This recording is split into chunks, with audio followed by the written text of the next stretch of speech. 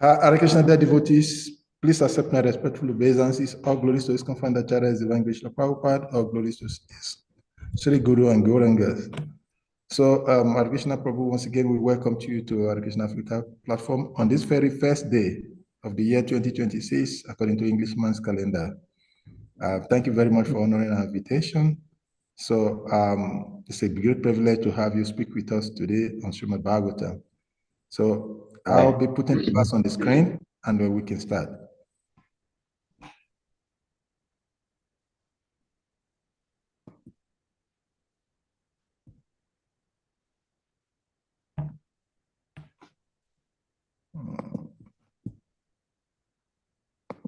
Just let me know. Yeah, you can start, Prabhu. You can start with the mango prayer. I'm putting the verse on the screen. Okay, I'll offer the invocations to Vedavyas and Narnarayan Rishi and other great personalities. Om Namo Bhagavate Vasudevaya.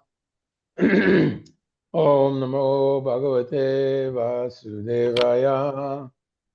Om Namo Bhagavate Vasudevaya.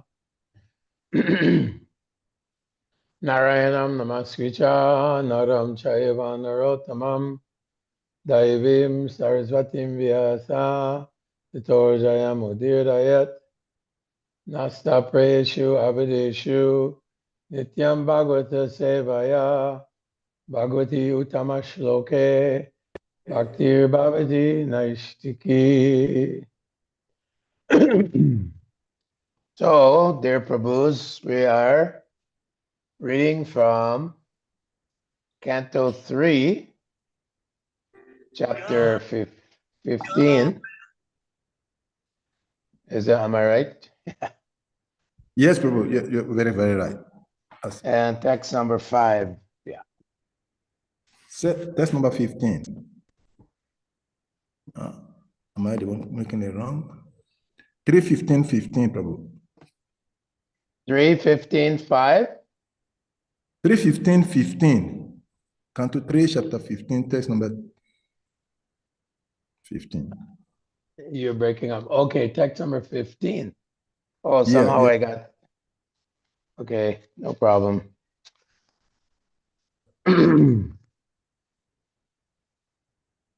Okay. So let us chant. The chapter is entitled Description of the Kingdom of God. So, Yatra Chadya Pumanaste Bhagavan Shabdagochara Sattvam Vishtabhya Virajam Swanam Nom Hridayan Rishaha Yatra Chadya Pumanaste Bhagavan Shabdagochara Sattvam Vishtabhya Virajam Swanam Nom Hridayan Rishaha. Transliteration. Yatra in the Vaikuntha planets. Cha and Adya original. Puman person. Aste is there. Bhagavan, the Supreme Personality of Godhead. Shabda Gochara, understood through the Vedic literature. Sattvam, the mode of goodness. Rishtabhya, accepting. Virajam, uncontaminated. Swanam, of his own associates. Naha, us. Mridayan, increasing happiness. Vrishaha, the personification of religious principles. Translation and purport by His Divine Grace A.C. Bhaktivedanta Swami, Srila Prabhupada. Yeah. In the Vaikuntha planets is the Supreme Personality of Godhead, who is the original person and who can be understood through the Vedic literature.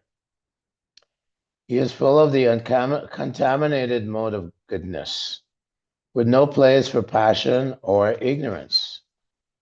He contributes religious progress for the devotees. I'll read it one more time.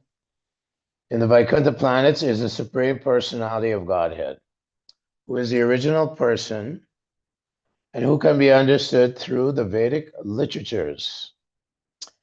He is full of the contaminated mode of goodness, with no place for passion or ignorance. He contributes religious progress for the devotees. Purport. The kingdom of the Supreme Personality of Godhead in the spiritual sky cannot be understood by any process other than hearing from the description of the Vedas. No one can go see it. In this material world also, one who is unable to pay to go to a far distant place by motorized conveyances can only understand about that place from authentic books. Similarly, the Vaikuntha planets in the spiritual sky are beyond the material sky. The modern scientists who are trying to travel in space are having difficulty going even to the nearest planet, the moon, to say nothing of the highest planets within the universe. There's no possibility that they can go beyond the material sky, enter the spiritual sky, and see for themselves the spiritual planets Vaikuntha. Therefore, the kingdom of God in the spiritual sky can be understood only through the authentic descriptions of the Vedas and the Puranas. In the material world, there are three modes of material nature, qualities: goodness, passion, and ignorance. Within the spiritual world, there is no trace of the mode of passion and ignorance. There's only the mode of goodness, which is uncontaminated by any tinge of ignorance or passion. In the material world, even if a person is completely in goodness, he is sometimes subject to be polluted by tinges of the modes of ignorance and passion. But in the Vaikuntha world, the spiritual sky, only the mode of goodness in its pure form exists. The Lord and his devotees reside in the Vaikuntha planets, and they are of the same transcendental quality, namely Shuddha Sattva, the mode of pure goodness. The Vaikuntha planets are very dear to the Vaishnavas, and for the progressive march of the Vaishnavas towards the kingdom of God, the Lord himself helps his devotees. Om Jnana Timirandasya Gina Gina Shalakaya Chakshurunmilitam Gina Tasmai Shri Guruve Namaha.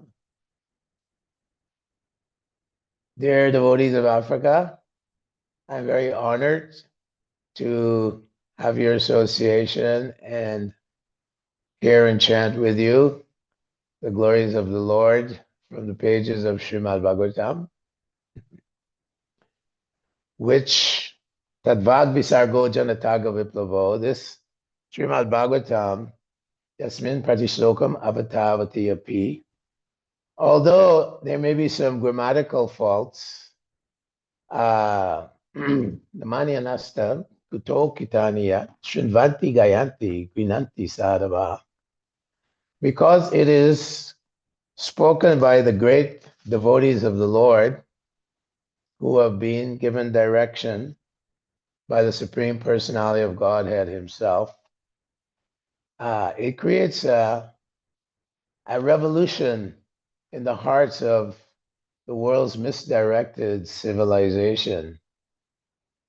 So I see behind Prabhu a nice picture of my dear godbrother, Bhakti Tirtha Maharaj, who is a transcendental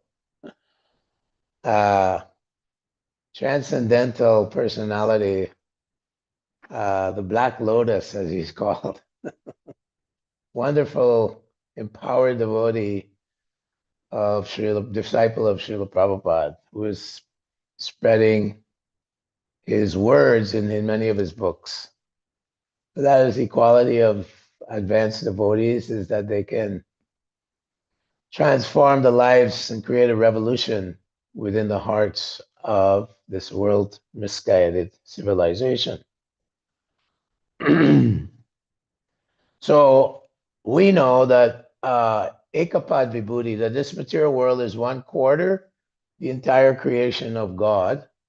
Tripada Vibhuti, like most of the Lord's creation is, the Vaikunthas, and of course the whirl of the lotus flower of the Vaikuntha planets is the Goloka Vrindavan. So the various sampradayas, Sri Sampradaya, Rudra Sampradaya, Kumara Sampradaya, and Brahma Sampradaya, out of these four, Varnashram, the three other ones, other than Brahma Madhava Gaudiya Sampradaya, they focus on the Vaikuntha planets and Varnashram and so on. But when Lord Chaitanya Mahaprabhu was traveling in South India, he came and met the Tattvavadis in Udupi. And they were saying, if you follow Varnashram properly and strictly, you can get Sarupya Mukti, Sarishti Mukti, Salokya Mukti, the 5 different types of mukti. And Chaitanya Mahaprabhu discarded that. He rejected that. Chaitanya Mahaprabhu is teaching us that whatever situation we're in, we can yomam pashati sarvasya sarvam chamai pashati. So whenever situation you're in, the material world, the spiritual world, it doesn't matter to the devotees. As Chaitanya Mahaprabhu himself said, Mama Janmani Janmani Ishvare Bhavatad Bhakti Rahoituki Tvai. I simply want your pure devotional service without any motive, without any interruption. I want your pure devotional service. So therefore, Gauranga Mahaprabhu is known as Vadanyaya Avatar. Although he, of course, is Krishna himself, coming from Goloka Vrindavan. And with him, he's bringing this process for Kali Yuga, Golokera Premadana Harinama Sankirtana, coming from this spiritual world. He's giving this wonderful, powerful holy name, which is non-different from himself.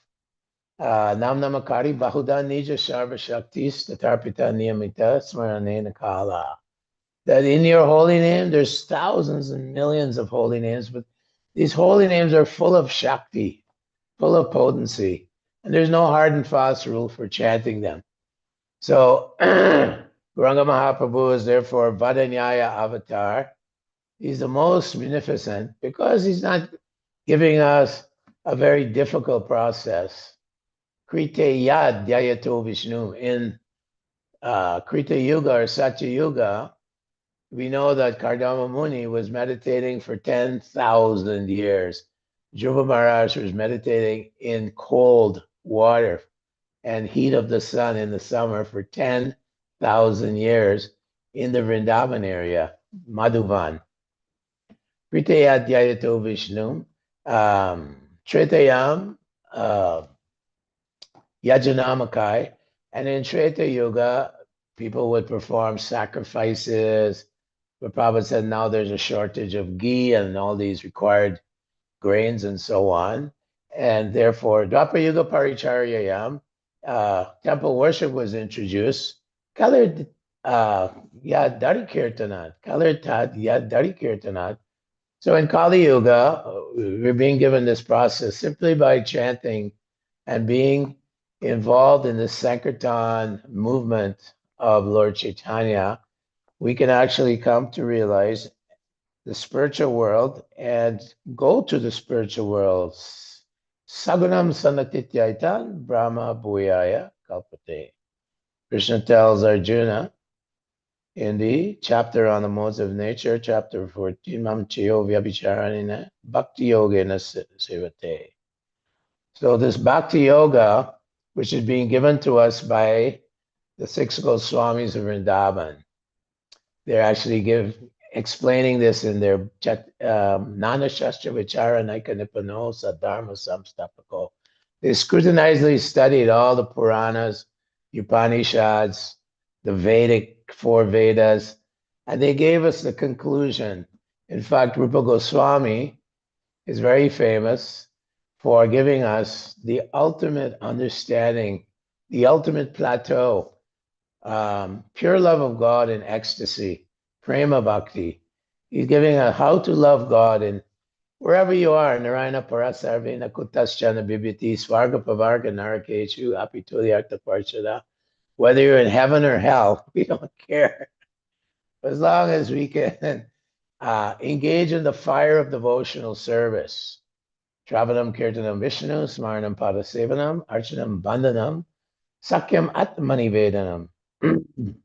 The 9 processes of devotional service are being given to us by our great acharyas, and they're giving us the details of how we can overcome the modes of nature.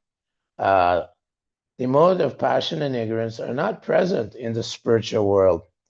And by associating with Krishna and rejecting the association of non-devotees, Bhaktivinoda Thakur describes in his Bhakti Loka. He elaborates on the verses by Rupa Goswami. And he's saying that we have to avoid the association of people who are attached to sense gratification. This is the mode of passion. The mode of passion is characterized Loba Pravitim Aramba Karmana Ashama Spriya. Spriya means unlimited material desires. Rajasastu Phalam Dukam. From these material desires, we suffer misery, Dukam. So in this chapter, the 14th chapter, Krishna is telling Arjuna that this mode of passion has to be given up. What to speak of the mode of ignorance? Agyana tamasa, that in the mode of ignorance, one becomes very foolish. Pramato agyana tamasa. Pramada means madness. The people are becoming mad day by day by associating with the lower modes of nature. And why? Because they're addicted to sense gratification. Because why? Because they're identifying Icha Dvesha Samutena Dvandva Mohena Bharata. Samoham Sarvabhutani. That all living entities are born into delusion, overcome by the dualities of desire and hate. Mode of passion, desire and then frustration. So the entire world is moving on this lower modes of nature, and therefore they, in their own foolish ways, like Ravana tried to build a staircase to heaven. He wanted to go to higher planets, try to build this. By their own foolish inventions, they're trying to go to higher planets. Not possible. Prabhupada is describing here the modern scientists who are trying to travel in space are having difficulty going even to the nearest planet. In the 5th canto, it describes that the moon planet is 94.36 million miles away from the Earth planet. And Prabhupada used to say Sunday and then Monday, moon, sun, moon, like this. So these foolish rascals are wasting so much money and so much energy, human energy, on these futile attempts to go to higher planets and try to explore the world and the universe. But that's not how you can do that. When Dhruva Maharaj was in the Vaikuntha airplane, and he got his mother also, she's his Vartmana Pradarshika Guru, as they were traveling back to the Vaikuntha planets, they could see all the various planetary systems. And that is given in the various Vedas, the heavenly planets, the sub-heavenly planets, extending down to Dhruva, and then below Dhruva you have the middle planets, Bhumandala, and then below the Bhumandala, you have the Patalas, Atalas, Vitalas, the lower planet. And there also you have the Yamaloka. And then below that, of course, half the universe is full of Garbo ocean. So this construction of the universe or cosmology, this is one tiny mustard seed. Lord Chaitanya Mahaprabhu, Haridas Thakur says to Lord Chaitanya, it's a bucket full of mustard seeds. Yasya Prabhu Prabhavato Jagananda Koti Koti Shua Shesha Vashidari Vibhuti Binam. That all these planets that are emanating from Karanadakshay Vishnu's pores in his skin, he's lying in the causal ocean. And all these planets are like tiny little capsules and they're expanding. And in each planet, there are trillions of living entities. There's millions of Lord Brahmas and Lord Shivas and Lord Indras and Vayus, so many demigods in each universe. And we happen to find ourselves in one tiny little universe. And Lord Brahma, of course, he is born from the navel lotus. He's known as Atmabhu. He has one parent, Atmabhu, Lord Garbhadakshay Vishnu. And he comes to realize he's sitting on this lotus flower, and then Tene Brahma Hridaya Adhikavaye, the Lord reveals from within his heart that he has to perform great tapasya for thousands of years and create the different species of, generate the different species of life. So Brahma went to visit Krishna in Dwarka, and the doorkeeper said, "Which Brahma?" And Krishna said, "Which Brahma?" Don't he know I'm forehead? I'm the Brahma. I'm Brahma. And then Krishna manifested millions, Brahmas with 1,000,000 heads, Brahmas with 100,000 heads, like this. So Yad Yad Vibhuti Mat Sattvam Srimad Ursham Evava Tatad Eva Bhagacha Tvam Mamo Tejamsa Sambhava. When Krishna showed his universal form to Arjuna on Kurukshetra 5,000 years ago, all different living beings, higher beings, apsaras, kinnaras, gandharvas, all types of beings, yakshas, all types of beings were manifested from Krishna. Different types of celestial beings, lower planetary, serpent-like beings, all kinds of beings. And he said, this is just a spark of my splendor. All these great creations that you see is simply a spark of my splendor. So here we're hearing about the Vaikuntha planets, the spiritual world. Karmana Sukritasyahu Satvikam Nirmalam Phalam. So if we associate with devotees of the Lord and avoid the association of people who are trying to merge with Krishna's his Brahma Jyoti, people who are fruitive actors, karma yoga, karma khandis, performing religious activities to get some kind of sense gratification. Karma sangeshu jayate. They die no more the passion, they take birth in fruitive families. No, we reject that. We want to associate with the pure devotees of the Lord.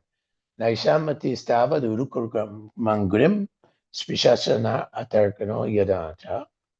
Mahiya sampada rajobhishekam. We have to bathe in the dust coming from the lotus feet of Niskinchana Navidi, one who is Niskinchana. Zero desires. What does that mean? Because Kapila Dev warns in the 29th chapter of 3rd canto, he warns that sometimes a devotee is in the mode of passion. Yasho Vishai Abhisandasya Yasho Aishvaryam Evava. It means that a devotee in a mode of passion, he's still attached to gratifying his senses selfishly. Binadrik means he's a separatist because his interests are separate from the desires of the Lord. he still wants to compete with the Lord as the enjoyer. And Yasho means false fame. He still wants some fame, name and fame. So even in devotional service and Aishvarya, Yasho Aishvarya Evava, Aishvarya, he wants to enjoy some material opulence. I'm a devotee, but I want to have a very cushy lifestyle. I want very opulent foods.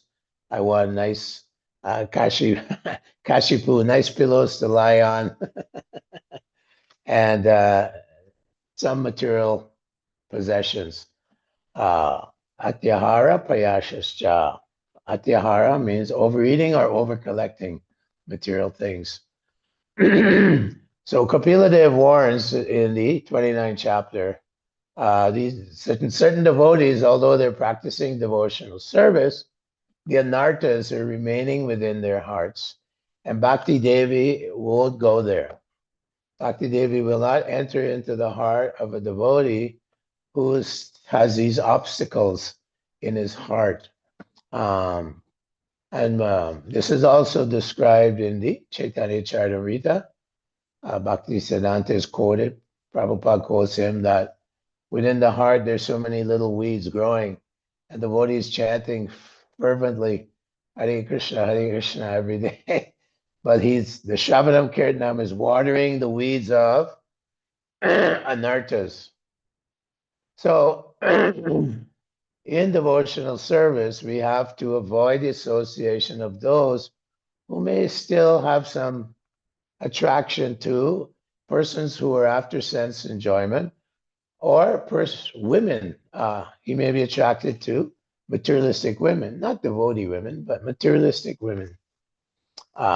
Sri Asatsangatyag e Vaishnavacha. Sri Sangu Ekashadu Krishna Bhakta Ar. Chaitanya Mahaprabhu is saying here, Sri Sangi, don't associate with men who are very attached and very fond of associating for sense enjoyment with the opposite sex.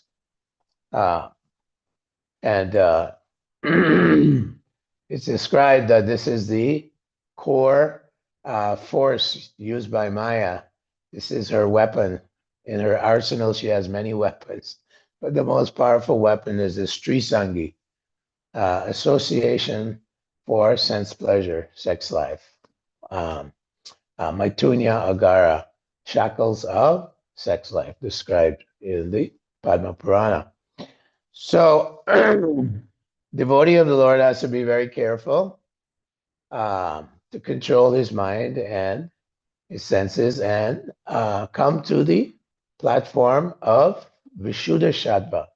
And how do you do that? You have to associate with Krishna favorably, and you have to see how to please Krishna's senses. Sarvapadi vinimuktam tatparadmina niralam rishikena sevanam bhaktir. That Rupa Goswami describes that a devotee may be thinking, still, I'm a sannyasi, I'm a brahmachari, I'm a grihasta, I'm this, I'm that. This is the mode of passion, identifying with the mode of passion. And he may therefore, because Bhaktivinoda Thakur describes that because one is the mode of passion, even in devotional service, then things like envy come up. He becomes envious of others, matsarya, because that person has a better position in the assembly of devotees. I don't like him. And then Bhaktivinoda Thakur warns, then what happens is prajalpaniyamagraha. Different types of prajalpa. One type is criticizing devotees. Blaspheming devotees is very, very dangerous. We see what happened to Daksha. He actually lost his head. He was criticizing Lord Shiva. Oh, he has eyes of a monkey. He lives in a crematorium. All his followers are bhutas and hobgoblins and so on, and he's criticizing. And he ultimately, when his daughter committed sati, suicide, Lord Shiva created a demon and went there and cut his head off. He was so angry. So the point is, of course, we know Ambarish Maharaj was also offended by Durvasa Muni, who is actually a powerful sage, an expansion of Lord Shiva. And Sudarshan Chakra was chasing him throughout not only the material universe, but the Vaikuntha planets as well. And he's trying to get away. He got very angry and created a huge demon to kill Maharaj Ambarish because he took some water. After fasting for a whole year, he took some water, and Duras Muni's false ego was so offended. So when Durvas Muni went to Lord Narayan in the spiritual world, Sudarshan Chakra was chasing to kill him. And Lord Narayan said, I can't help you. The only way you can neutralize the sin of offending a great devotee is to go and take shelter of his lotus feet. That's the only way. Even God himself couldn't, neutralize the sinful reaction of Vaishnava aparad, sadhu ninda. And so he had to go back and offer his respects and obeisances and beg forgiveness, as we know from Maharaj Ambarish, who was so gracious. Devotees of the Lord are very gracious, very merciful. Advaishta sarva bhutanam maitra karuna evacha. Advaishta, non-envious of any living being, not just of devotees, but non-envious of any living being. Sarva bhutanam maitra karuna. Maitra is friend to all living beings. Devotee, Prabhu used to say, a devotee won't even kill an ant. Not even an ant devotee wants to hurt. Arisari was trying to kill a mosquito in Vrindavan. He was serving Prabhupada. And Prabhupada said, you can't hit him, you can't kill him until he bites. Once he bites, he's an aggressor. Prabhupada is so merciful. Great devotees are very, very, very merciful because they're completely transcendental. Sadvikam nirmalam phalam, that they become free from all kinds of anxieties, all kinds of, the mind is completely fixed on the lotus feet of the Lord. The perfection of life is always remember Krishna and never forget the Lord. His rupa, his nam, his name, his rupa, his guna, and his lila. Within the holy name of the Lord, it's described by Haridas Thakur and quoted by Bhaktivinoda Thakur in the Harinam Chintamani, that the Nam of the Lord contains the Rupa, the Lila, and the Guna of the Lord. So Krishna, his name contains, it's the fountainhead of his beautiful form, his wonderful transcendental pastimes, and his wonderful qualities. Krishna has very amazing qualities, which is attractive to all living beings. So in the Vaikuntha planets, of course, it's described that the inhabitants of Vaikuntha are always glorifying the Lord.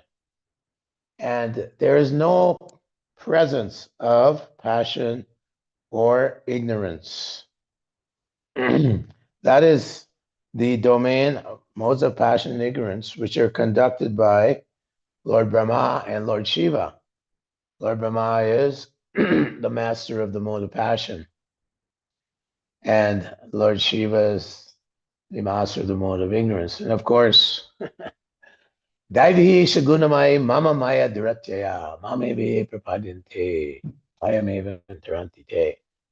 Lord Shiva's wife, she has a trident with 3 prongs, Sattva, Raja, Tama. And she's holding down the foolish living being who is struggling within this material world to try to enjoy life, separate from Krishna, godlessness. Nunam pramata kurute vikarma yad indriya priteya aprinoti. Prahlad Maharshi, that people are mad after sense gratification, preaching like this. Pramata, pramado moha tamasa, pramada, madness, mad, after trying to enjoy. Why? Pritak vena tuyajganam, nana bhavam pritak vinam, veti sarve shubhuteshu, tadganam rajasam smritam. In the mode of passion, one identifies as this material body, male, female, black, white, Hindu, Muslim, Christian, Jew, whatever. One is thinking like this constantly, and this is the mode of passion. What speak of the mode of ignorance? Devotees of the Lord, Sarva Bhuteshu Yenaikam. So in the spiritual world, everyone is seen as a spiritual being, and everyone is seen as the servant of Lord Krishna. This is where our pleasure lies. Saganan samatityaitan brahma boyaya kalpate.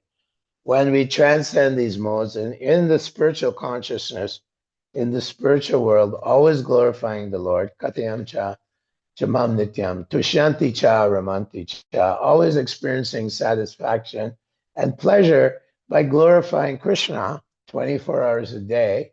That's what's going on in the Vaikuntha planets.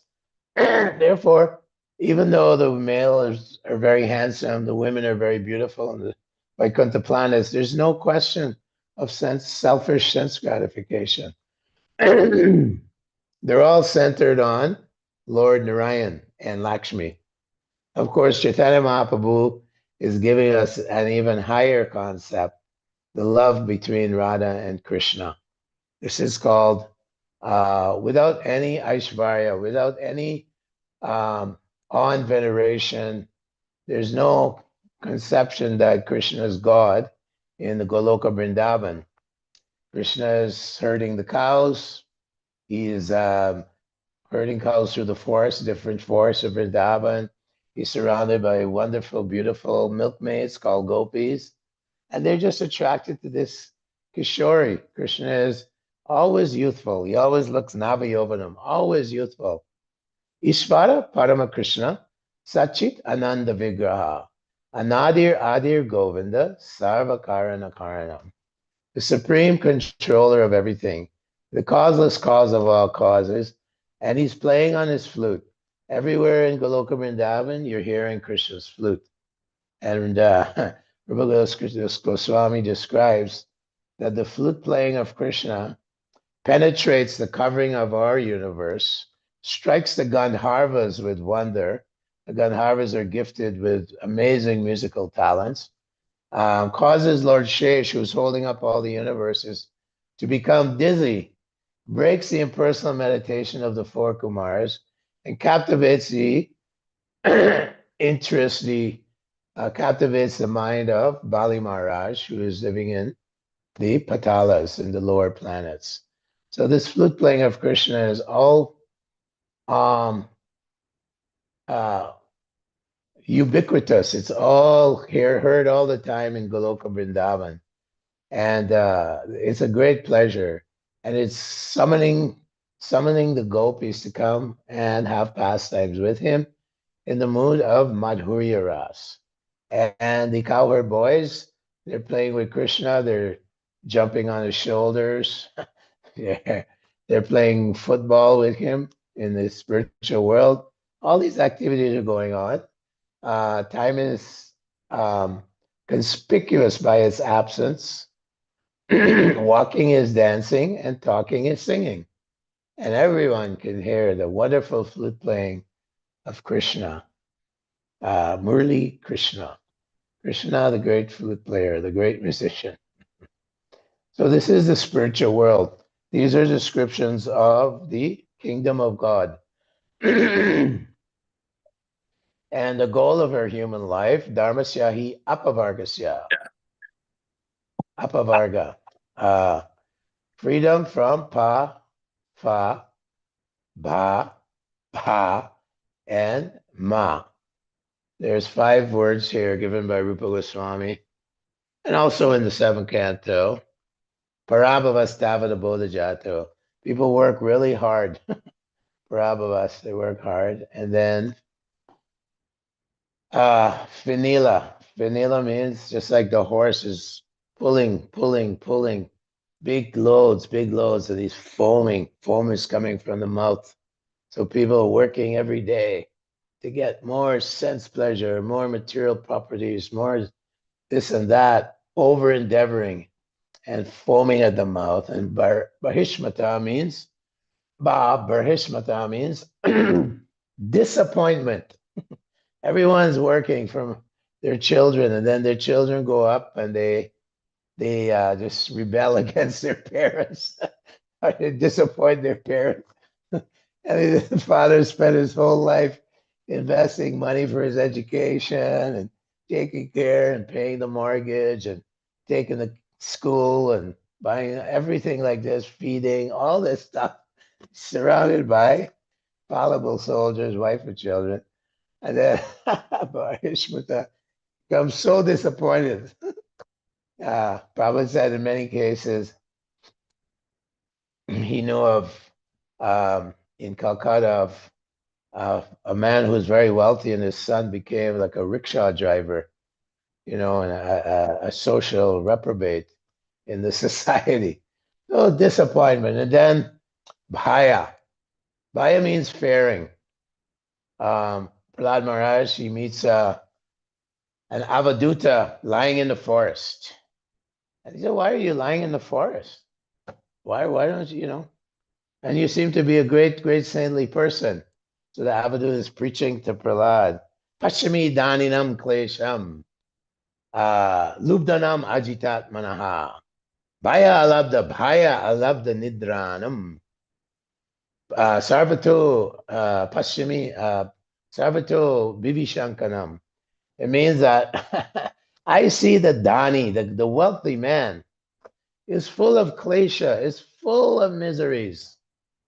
Bhaya alabda nijanam. He can't even get proper sleep at night because he's worried. The government's going to take my money away. Someone's going to come and break into my house and steal my money.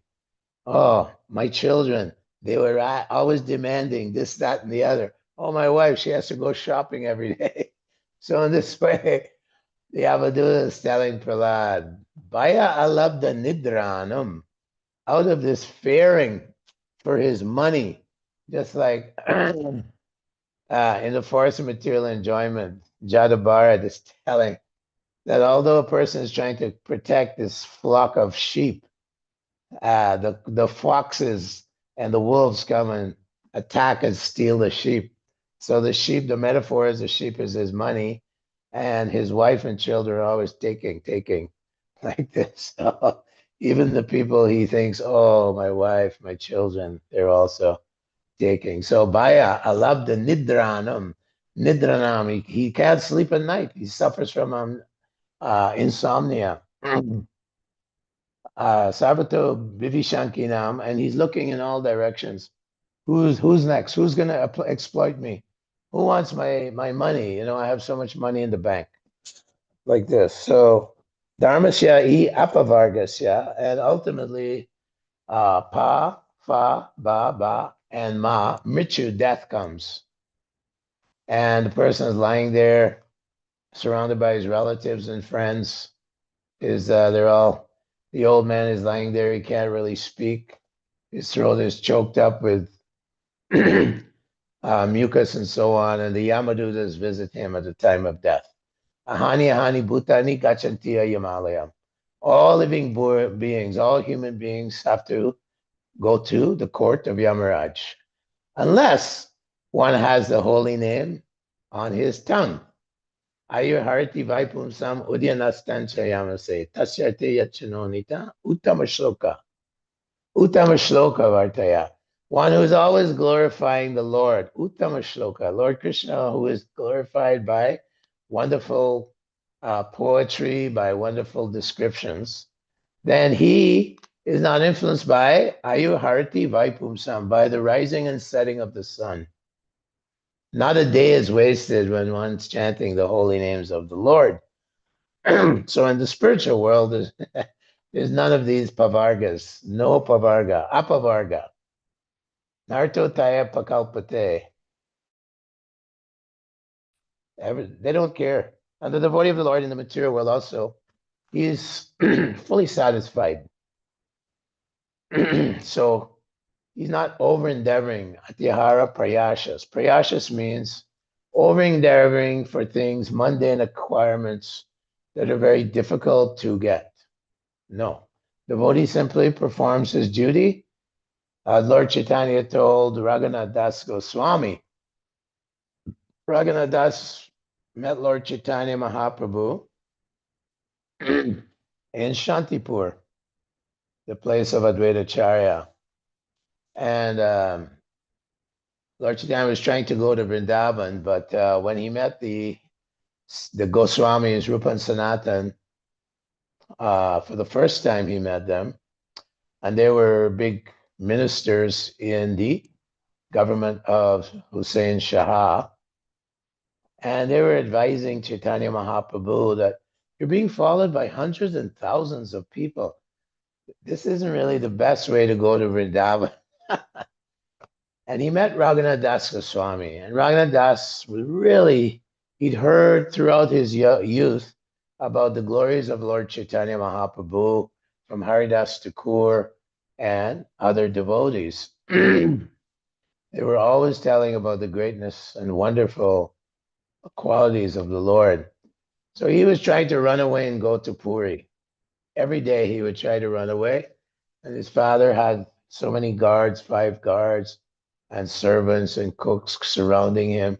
So they would catch him and drag him back. And Lord Chaitanya told him, externally act like a pounds and shillings man, but internally you simply serve the Lord. Do your duties externally, but internally you serve the Lord, and Krishna will arrange for you to take a shelter, ultimate shelter. Raghunath Das, we know, his father was extremely wealthy. He was collecting so many hundreds and thousands of gold coins for the government and keeping so many. He was keeping 1,500,000 gold coins, collecting from the areas. They were zamindars, or great landowners, very wealthy, like the king of, they say, like the king of heaven, Raghunath Das. And his wife, the father and mother, got him the most beautiful girl they could find with all the wonderful qualities. And still he wanted to go to Lord Chaitanya. So externally, we're engaging in our service, right? Yasya Harir Dasya Karmana Manasagira Ikilashva Puvasta Sujivan Mukta Suyuchite. We're engaging in our service, whatever our guna and karma is, according to our qualities and work. We're doing this, that, or the other in our lives. But internally, we're always remembering the Lord, always trying to serve the Lord, always practicing yukta vairagya, using everything in the service of the Lord without being attached, that everything is for the pleasure of Krishna. So that is the Vaikuntha Patis. That is the condition of the spiritual world. And in the material world, those who are influenced by the modes of passion and ignorance are described by Lord Krishna in the 16th chapter as demoniac. They're demoniac because in the mode of ignorance, one really doesn't care about pleasing God, or he doesn't believe in God, or if he does believe in a higher power or God, he's actually not following properly.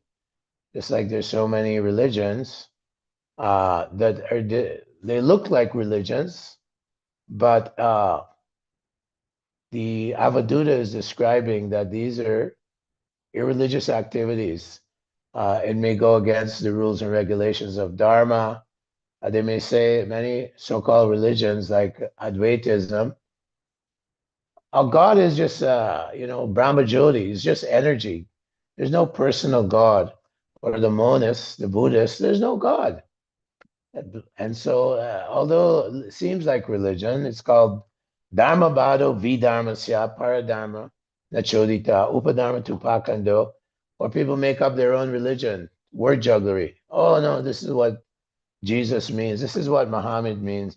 This is why, Moses means and that we can kill animals and eat them, no problem. It means thou shalt not kill means just humans, things like this. So these are convoluted ideas.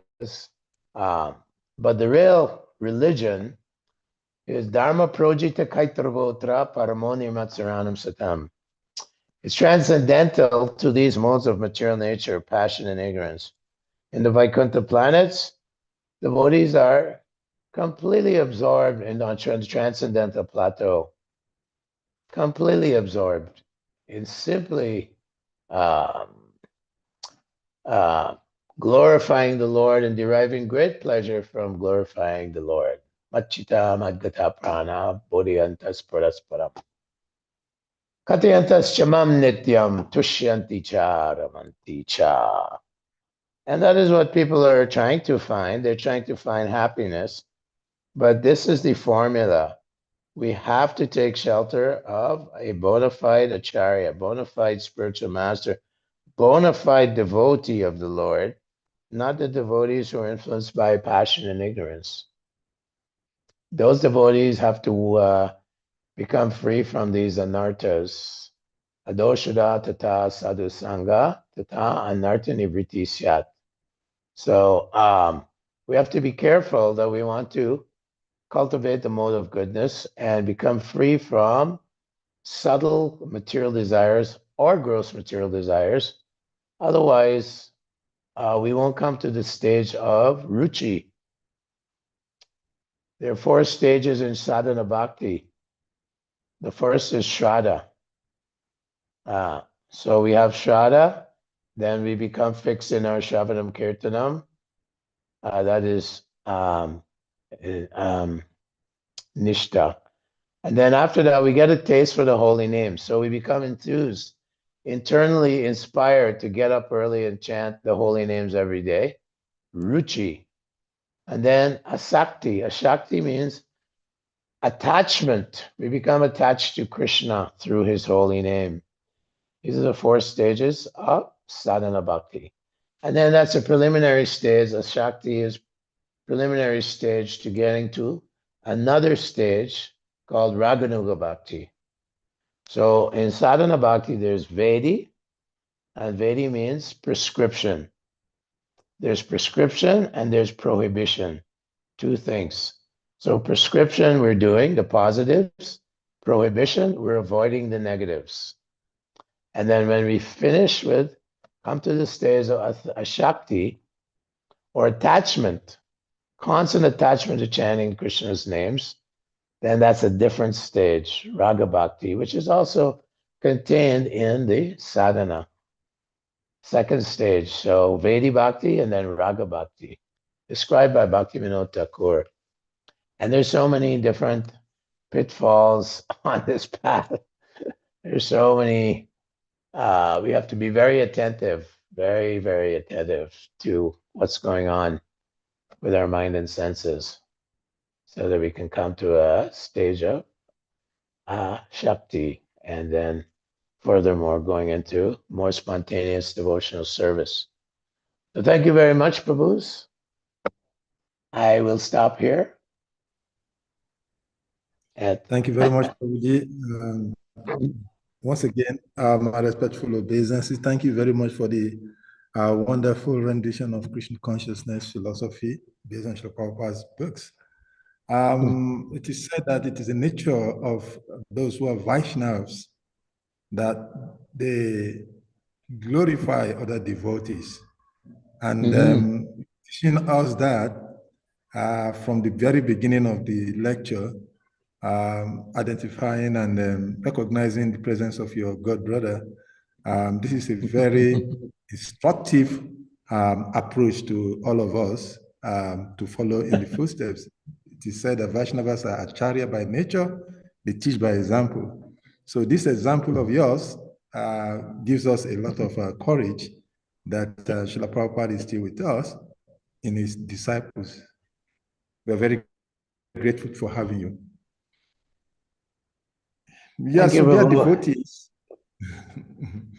Yeah, so dear devotees, we've had a very powerful class given by Prabhu.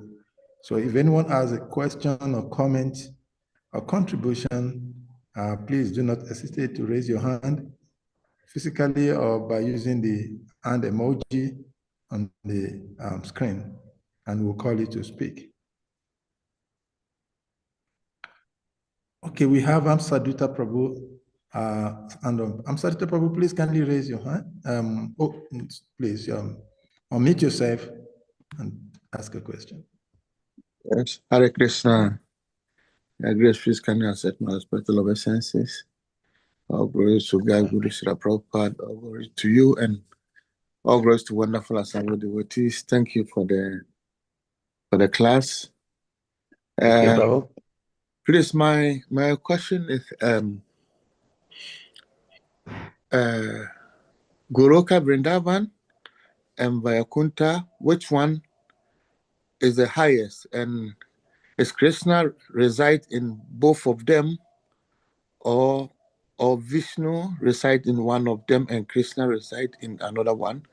And at the same time, all the universes has its own Vayakunta and Goroka Vrindavan, or there's only one Goroka Vrindavan and one Vayakunta? This is my humble question. Hare Krishna. Hare Krishna, Prabhu. Thank you for your question. It's a very good one. Therefore, Prabhupada supplied us the Brahma Samhita, which was commentated by Bhaktisiddhanta Saraswati Thakur. And in the Brahma Samhita, it's a chapter 5 of the Brahma Samhita. It describes the Goloka planets, Vaikuntha planets, are like the petals of the lotus flower of the spiritual world. And there's thousands and millions, probably untold amounts of Vaikuntha planets where the Vaikuntha Padis have 4 arms. They have the same features as Lord Narayan. They have the same opulence as Lord Narayan. They live on the same planet as Lord Narayan, and they get his association. So those are the 4 types of qualities of liberation in the Vaikuntha planets. Now, in the world of the lotus flower, if you read the Brahma Samhita, hopefully there's a copy available there. It describes that the world of the lotus flower is in itself larger than all the petals around this world. And that is Goloka Vrindavan. Go means cow, the land of cows, basically. And the Lord, he doesn't really, he appreciates that everyone knows he's God. In Vaikuntha, everyone knows, oh, Lord Narayan and Lakshmi Narayan, that God and female energy of God, okay? But Krishna wants that pure river of pure loving bhakti without any tarnish of fear, on veneration. Oh, no. Krishna wants his devotee to feel protective of him. So he has Mother Yashoda, Nanda Maharaj, and their whole mood of Vatsalya Ras or parental love is absent in the Vaikuntha planets. But it's so full of pure love and affection, ecstatic love and affection for Krishna as a little boy who needs to be fed and taken care of. Therefore, it's far superior to in Vaikuntha where everyone's, oh, Lord Narayan, you're so great. You really don't need me to protect you. You're the supreme protector. So that's different. That's described by the 6 Goswamis of Vrindavan. And Lord Chaitanya is revealing this to us, that in the world of the lotus flower, Goloka Vrindavan, the gopis are tasting, Krishna wants to taste this ras, the Adi ras, this conjugal love. And not only that, but parakiya ras means lawless conjugal love. And there's no tarnish of sin. There's no tarnish of selfishness. It's the original, as Prabhupada says in the Krishna book, pure sexual ecstasy between the gopis and Krishna, Madhurya Ras. And Madhu means honey. So it's the sweetest of all the relationships. And then, of course, there's Vatsalya, Shakiras, where Krishna wants his cowherd friends to play with him like a little boy in the forest, and they do wrestling. They do wrestling. They, all kinds of, little boys. That's what they like to do. So that's far superior because the love is devoid of any tinge of Aishvarya, of awe and veneration. Not a tinge. That compromises one's pure love. If I know my father is the most powerful person in the universe, I don't. I never could be concerned about his safety or his well-being, right? But Manish is so concerned about Krishna going out in the forest and the sun is going to burn his skin like this. So yes, that's all described in the Brahma Samhita. Around the 40th 40th verse, there's descriptions in that area of the nature of Goloka Vrindavan beyond the Vaikuntha planets. So I hope you have access to the Brahma Samhita there. Yes, it's in I think I can have it in a database. Yeah, of course, yes. Yeah. Of course. You can get it on Veda. I see 543 here. Mm-hmm. Okay, thank you. Thank you so much. Hare Krishna. Hare Krishna.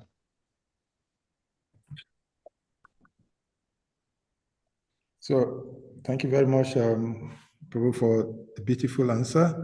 And thank you very much, Amsadita Prabhu, for that deep question. Thank you. And that actually leads me to a question that I was hoping to ask while we're still waiting for devotees to raise a question. In the purport of the text that we're reading today, Srila Prabhupada describes something very astounding in the purport. Prabhupada, when he was talking about and I'll put that on the screen for us to see. Srila Prabhupada was describing how to understand the spiritual sky. So Srila Prabhupada says there is no possibility that he's talking about the materialist scientists. Mm-hmm. There's no possibility that they can know the material sky or enter the spiritual sky and see them for themselves, the spiritual planet Vaikuntha. Therefore, the kingdom of God in the spiritual sky can be understood only through the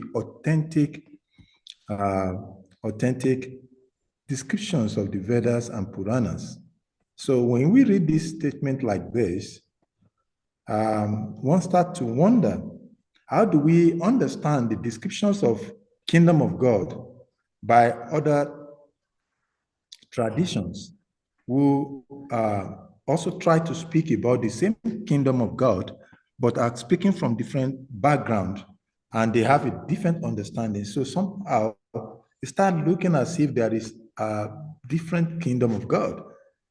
So how do you respond to this, Prabhu?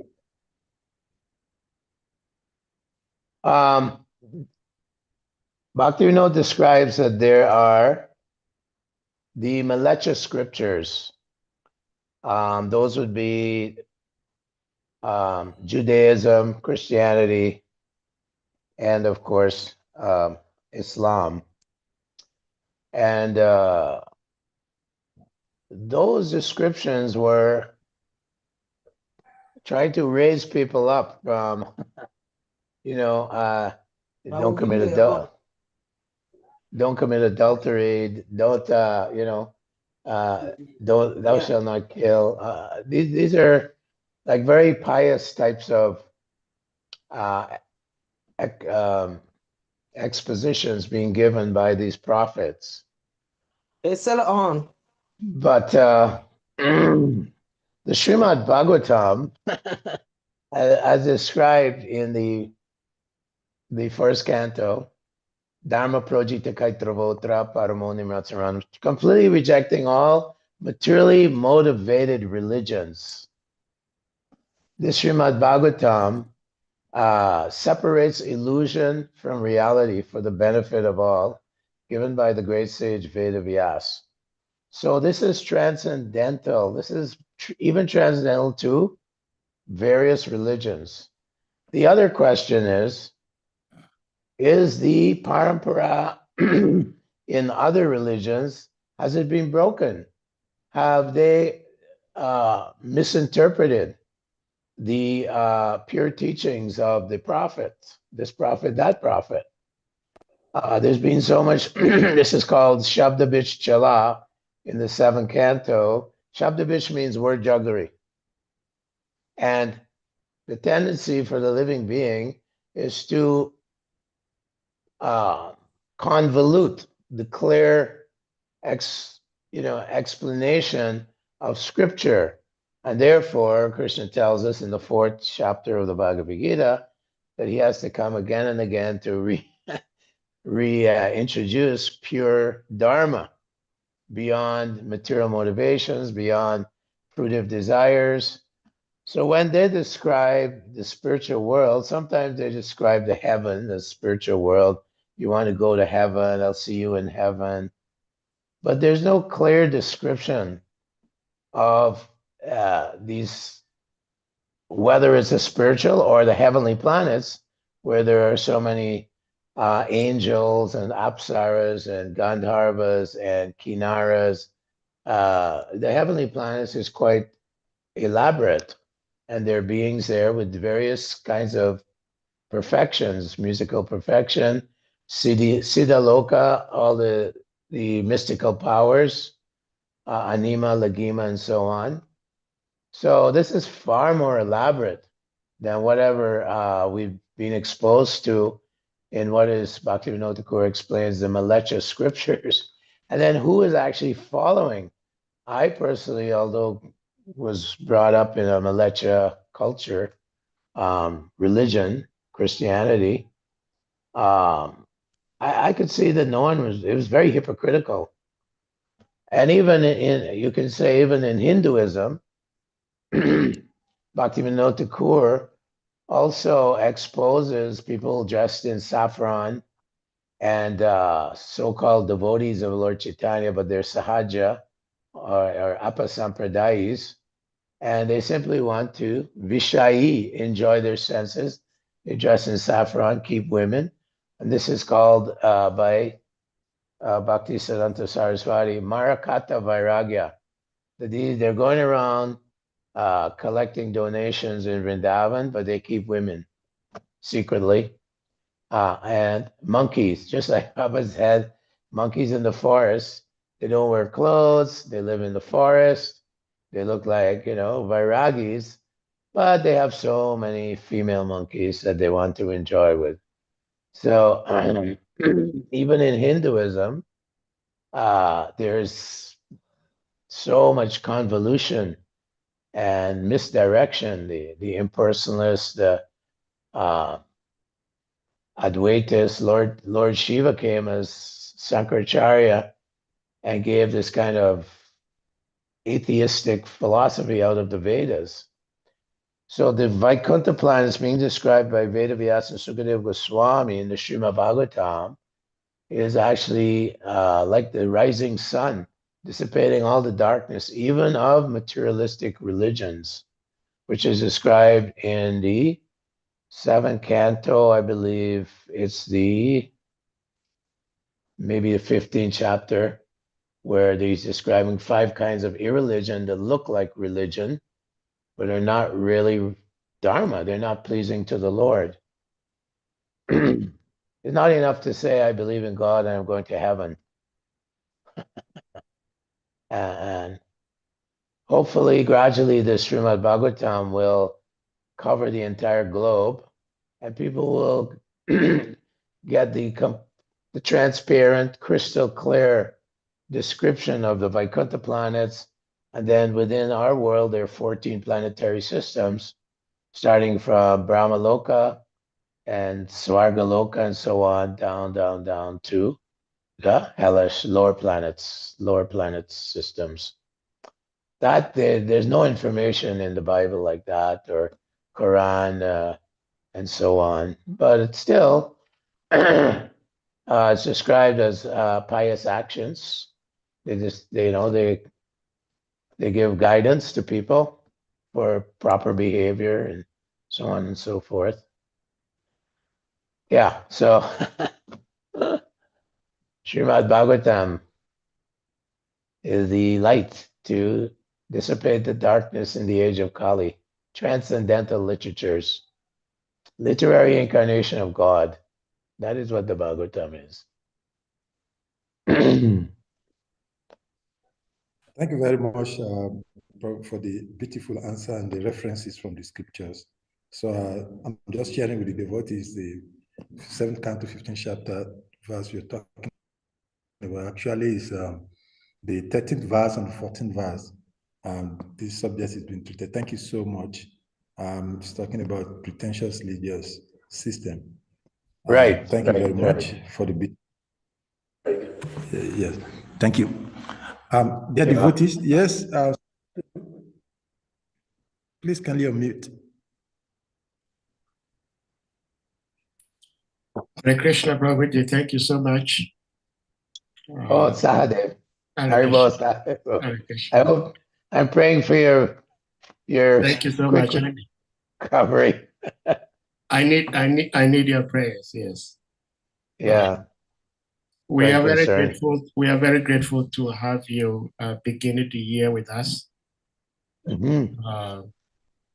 It may be superstition, it may be inactuality, but it is believed that whatever you begin with is how you're going to end. So we're very grateful to the Lord to have given us the opportunity to have you beginning the year with us. And hopefully, the year is going to be auspicious for us. Thank you so much, Prabhuji. Thank you, Sahadev, Prabhu. Hare Krishna, thank you. I have this question. Srila Prabhupada was giving lots of descriptions in his purport. Like if you do not know a particular place, you can only learn of it from books.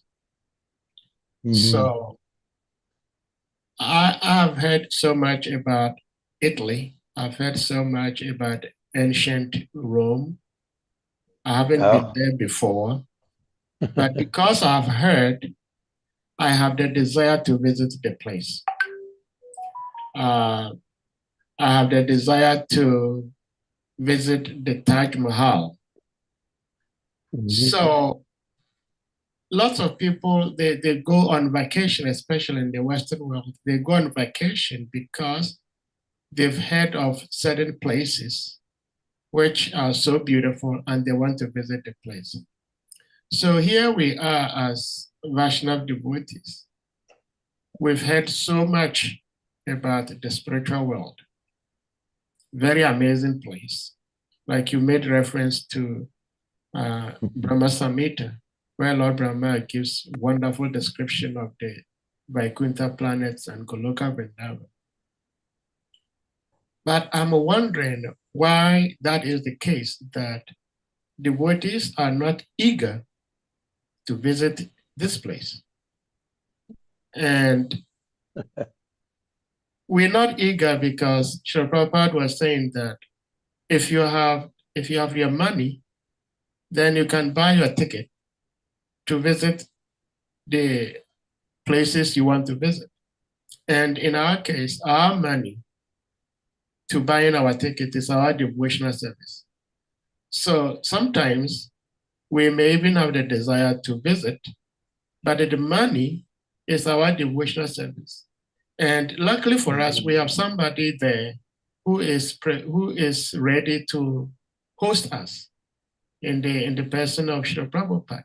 But my wonder, what bewilders me is, like myself too, the eagerness to work hard to earn the money that has become more serious in our devotional service, to be able to go back home.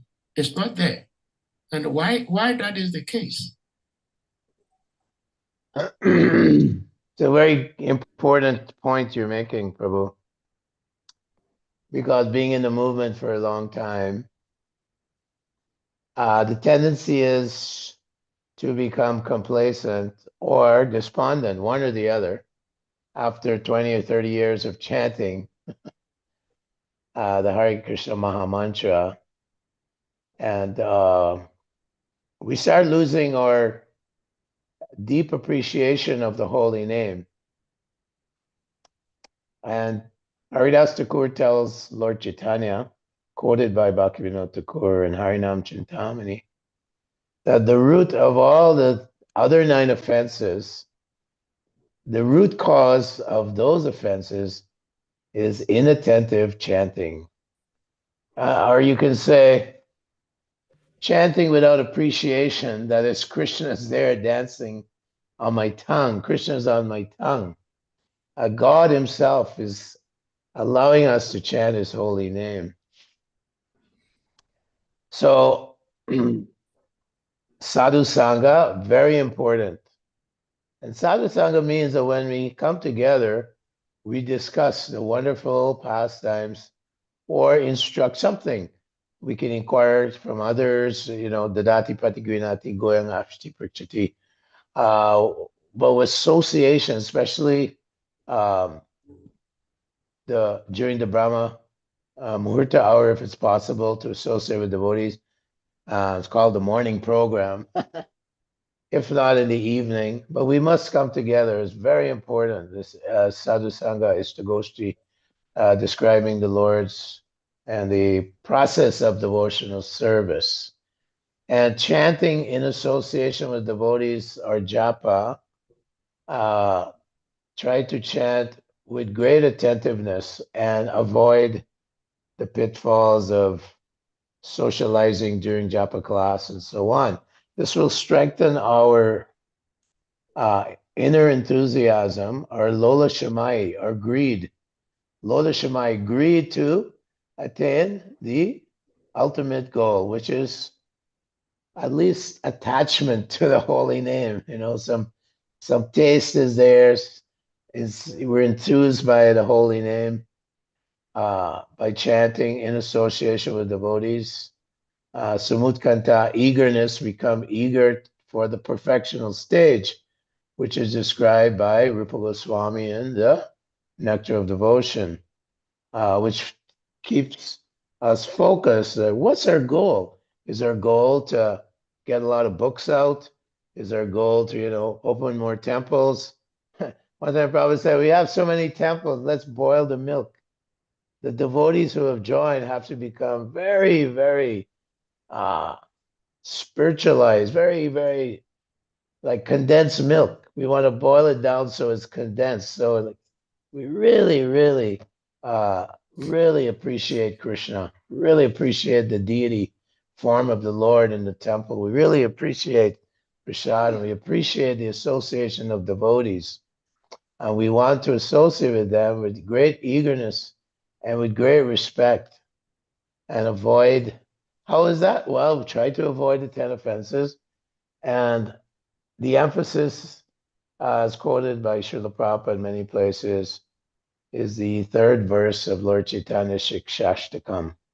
Trinada Pisanichena, Torori Vasa Hishnuna, Amanina Manadena, Kirtaniya Sadahari. To always remain very, very humble and very tolerant while chanting the holy names of the Lord. So this will give us enrichment in our spiritual life.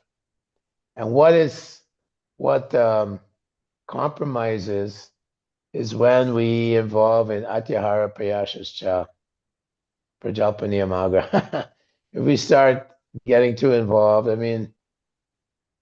Prabhupada said, yeah, you can look at the front page of the newspaper. That's it. Don't get submerged in all the nonsense topics of the mundane world, which is going on forever. So we have to avoid these kind of things.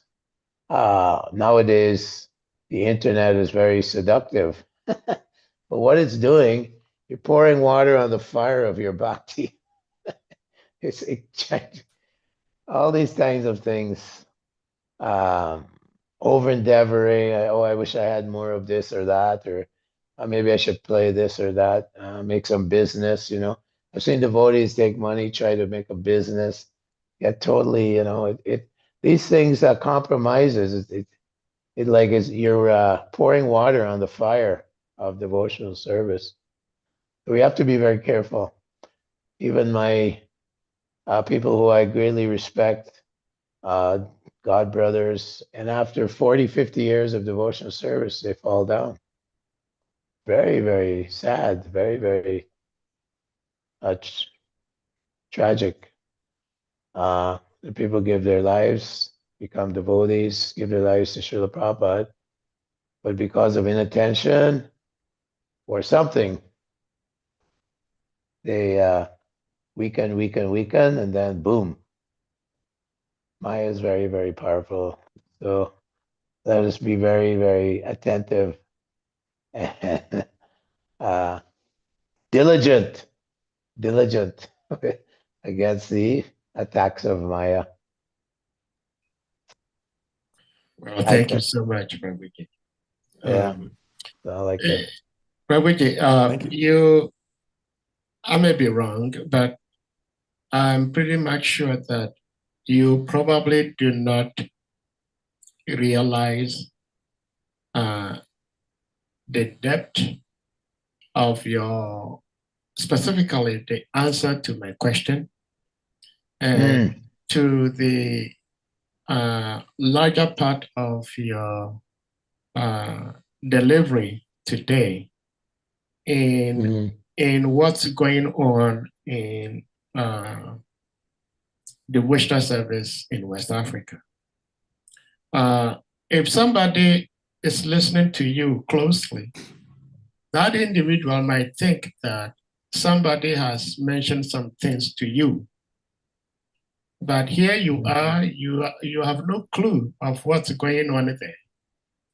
But somehow, Sri Krishna, Sri Prabhupada spoke through you. And all I want to say is that, especially devotees who are on here, should try and digest what you've shared with us. And we try to learn from what Sri Prabhupada, Sri Krishna is trying to tell us. And if someone should watch this video later on, or if someone is watching this live and knows what's going on in West Africa, it's surprising because for the past, I would say, 1 week or so, we've had the opportunity to have diverse speakers. And somehow, each and every one of the speakers says something to the effect of the troubles and the challenges we have in West Africa. So Sri Krishna is helping us, and we hope that we can learn from all these wonderful advice we're getting from our beloved devotees, our uncles, sometimes our gurus. So Prabhuji, thank you so much. That I just wanted to let you know that what you spoke today, and specifically the answer to my question, answers lots of the questions and the doubts that some of us have been having in the West African region. And I'll say thank you so much for making yourself a via medium for this treasure of wisdom to come through you. Hare Krishna. Hare Krishna, Prabhu. Thank you. Thank you very much, Sadiq Prabhu, for your question and appreciation for the answer. Thank you very much, KRIPANIDHI Prabhu, for the beautiful answer. Dear devotees, yes, other question. Yes, Govinda Prabhu, please, kindly ask a question. Thank you, Salika Prabhu. Prabhu, my respectful obeisances to you and my obeisances to the wonderful devotees on the platform. Prabhu, my question is, we're speaking of the devotees being a movement for 40 years, 50 years, and for some reason, they go back. They leave the shelter of Srila Prabhupada. It's very, very unfortunate. But you've given a very nice explanation as to why this unfortunate situation could happen to people and to any one of us. And that we should be very, very diligent. We should be very careful so that we don't fall into such trap of unfortunate situations. But my question is, Prabhu, what advice will you give? When Narada Muni saw Krishna, and Krishna told him that you will not see me again in this lifetime. Sometimes some devotees, we all have different levels of understanding, different levels of faith in our practices in Krishna consciousness. Sometimes people come to the movement with understanding that they will see the spiritual world. After 1 month, say the chanting is so powerful, I will see Krishna in 1 year. And then they keep on chanting, and nothing happens. There's no experience. They want to have a vision of the spiritual world. They want to have the vision of heavens, see the demigods, and see the sages. And that will maybe give more appetite, more faith for such level devotees to stay in the movement. But nothing of such is happening. Just another morning, so Krishna once, and Krishna told him, "You will never see me again." So, what advice will you give to devotees of this caliber? That devotional service is patient like a pregnant woman. Once you take a seat, become pregnant, you have to wait. The baby will not come one day. You have to wait for 9 months. And then after the 9 months, then the baby will come out. So what advice will you give us so that we can have such faith and then have that patience to stay and continue to chant? Thank you, Prabhu, for that question and reflection. And I think you mentioned the word patience. And that's given by Rupa Goswami as well. It's a Nischayad there yet. So Nischayad means patience. We come to the movement and we have this huge, Keep going. Force, enthusiasm there. And yes, we discovered the absolute truth and God is alive and well and all this, right? And then we realize that things level off and become quite routine. And that's where the danger of boredom comes in, or a little bit of despondency comes in. But if daily we try to do something for Prabhupada and Guru or gurus, daily keep our foot on the gas. Don't take your foot off the gas. Cruise control. We have to keep thinking, I'm a new devotee. I'm a neophyte. I'm new. And keep that spirit of enthusiasm and coupled with married to patience. And always think that I'm not I haven't come to any advanced stage. This is very dangerous. Devotees, I've been in the movement 30 years. I was a temple president. Don't you know who I am? And this desire for respect and social position because I've been in for so long and I still haven't seen Krishna. Krishna hasn't, shown up. What's going on, No, that's not the idea. No. Lord Chaitanya told one devotee. Lord said, you will get my mercy in a million lifetimes. And he started dancing in ecstasy in the Chaitanya Charitamrita. So your point is that sincerity has to be a moment-to-moment commitment, not that I was sincere. I was on rocket fuel when I joined. I was young. I had a great passion for serving Prabhupada's movement, mission. And oh my God, I've been in this for 25 years. Why haven't I come to the stage of Raganuga Bhakti yet? Why isn't Krishna giving me the taste that I'm after? No.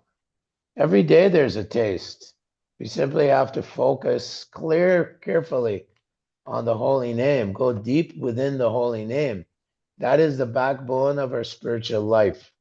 If we start becoming inattentive or becoming familiar with the holy name, which is a person, the holy name is a person. So we have to pray to the holy name with gratitude and appreciation every single name that we chant every single day, and focus on that. Don't get distracted. A lot of devotees I got to get my 16 rounds done so I can do my service. Excuse me? Yeah, it's almost, what did you say? That is the main service. If you don't have a deep love for the holy name, a deep appreciation, if you don't go deep into hearing and chanting, you haven't really gotten your 16 rounds done. Your mind's been all over the universe. And oh yeah, now my service is serving, management. So that's very important. And I got the rounds done, it was a big struggle.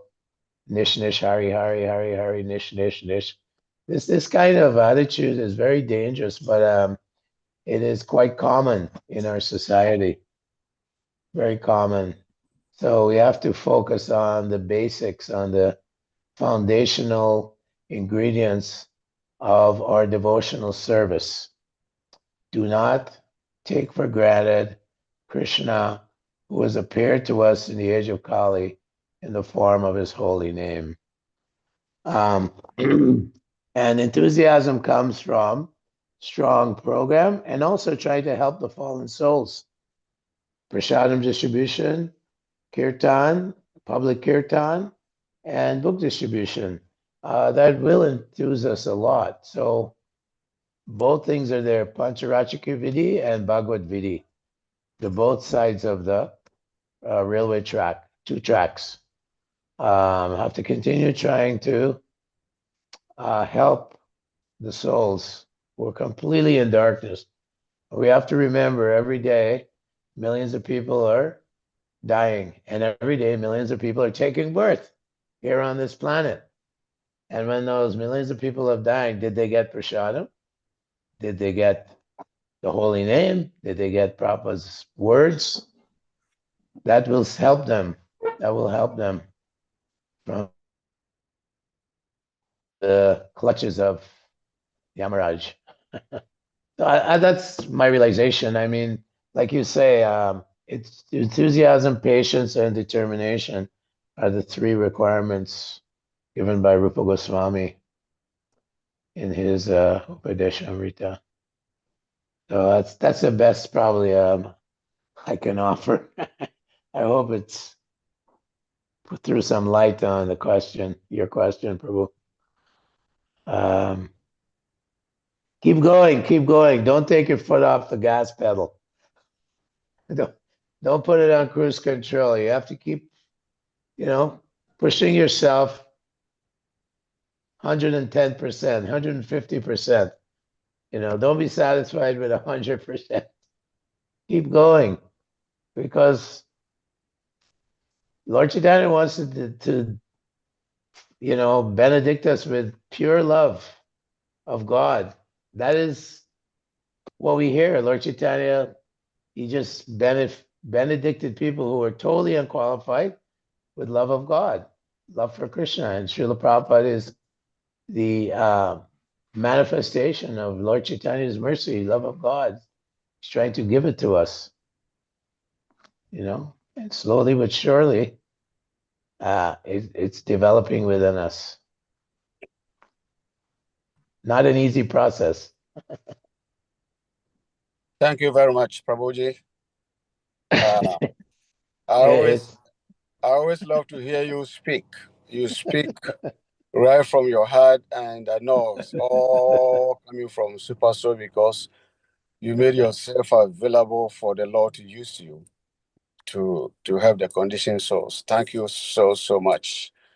But thank you, Prabhuji. if there's Always time, nice to see you in your Yeah. vehicle. I'm not in my truck today. Oh, okay. If there's time, I would like to ask one more question, Prabhuji.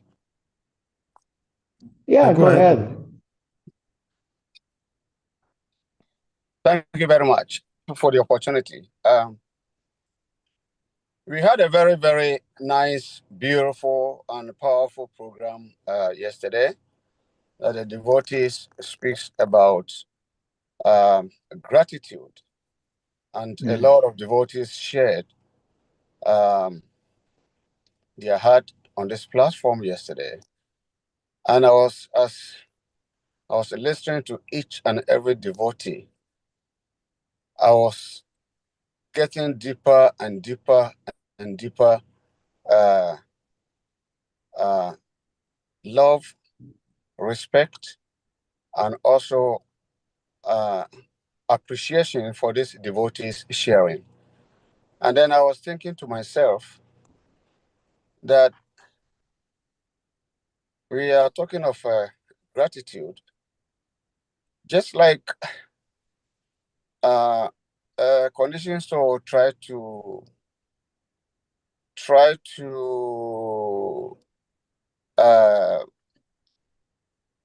describe the qualities of a great devotee, a pure devotee. It's very, very difficult because we are so insignificant. So looking at what, particularly myself, if I look back to where I was like 40 years ago, before joining the movement, my level of consciousness then, my association, my way of eating, my way of recreation. You see, I mean, I can't even imagine.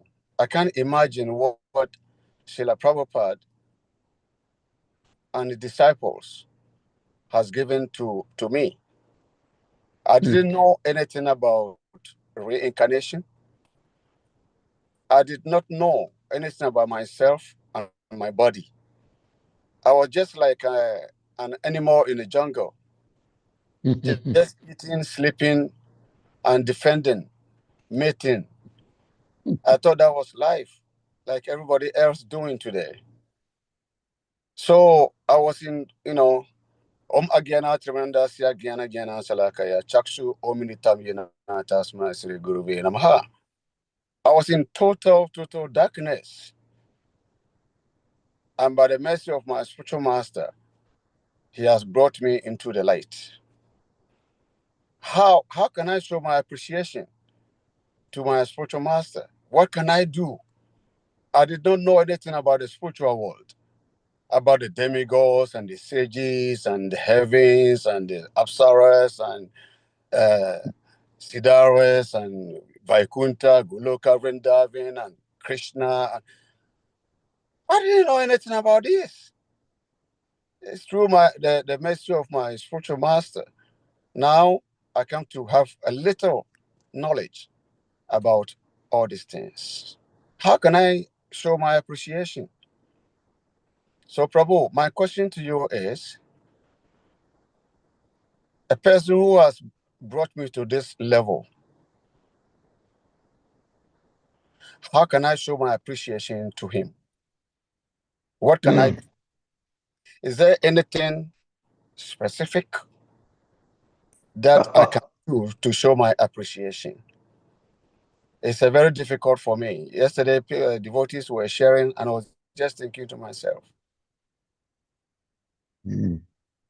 So, can you help, please?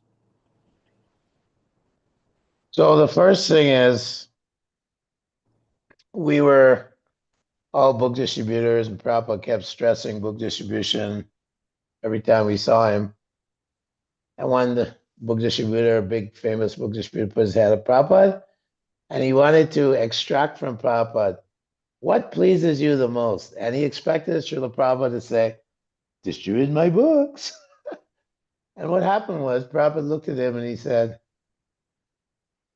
if you fall in love, if you love Krishna, that is the most pleasing thing to the spiritual master. And we're all book distributors sitting there, and we suddenly realized that there's various instructions, but the main thing, what makes Krishna very happy and the acharyas and the guru, is that we, in this lifetime, perfect our lives, develop even a slight affection for the Lord and his holy name. That would be just a little affection. That's called a Shakti. Get to a point where we know, okay, we're going to make it. And it doesn't matter what situation I'm in. I could be a sannyasi, I could be a grihasta, I could be whatever it is, whatever situation. But the process, regardless of your situation, how you can please your spiritual master is go deeper and deeper into this understanding that Krishna wants us to love him. And this holy name is it's the goal, it's also the vehicle. And the more we become attached to him through his holy name, the more will this lotus within our heart, this desire to love him. And of course, there's so many different elements there. We have to avoid all the unwanted anarthas, all unwanted habits and unwanted thoughts. All this stuff we have to be thinking of all the time. How am I behaving properly with devotees? Am I dealing nicely with the public? Am I controlling the mind from the ego? The ego is full of arrogance and so on, and special pride and all this. So all these things are part of that. And Bhakti Devi, she only comes, and that's the love for Krishna. The Bhakti Devi will come and manifest in our hearts. That is what pleases the spiritual master ultimately. I've seen so many famous devotees, big devotees, opened up temples and made thousands of devotees and distributed millions of books, published beautiful books. But because they forgot the most important element, am I developing my love for Krishna and Guru? Am I every day feeling some real attachment to the spiritual master, to Prabhupada, to Guru, to Krishna also, his holy name? That keeps us going, and that pleases the spiritual master. At the same time, Bhaktivinoda Thakur has told us that we have many spiritual masters, not just, the one who gave me Diksha. He says in one song that I take Diksha from one guru, but I take Shiksha from many gurus, and they're more important. They're more effective. There's a song in the songbook like this than the Diksha guru. He's saying that. Our movement is a Shiksha movement. And so what I saw in my years is that Diksha gurus came, many of them fell down,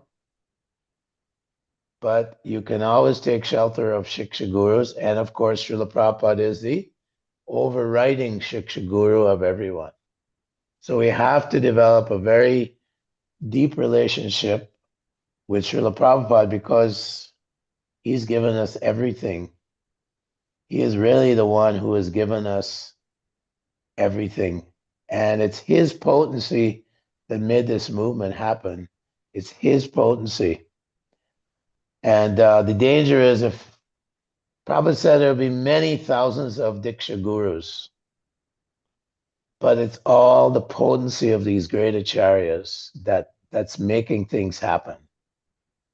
Prabhupada's words, he says, Krishna was dictating to me all the words. So Krishna's speaking through Prabhupada to this person or to us.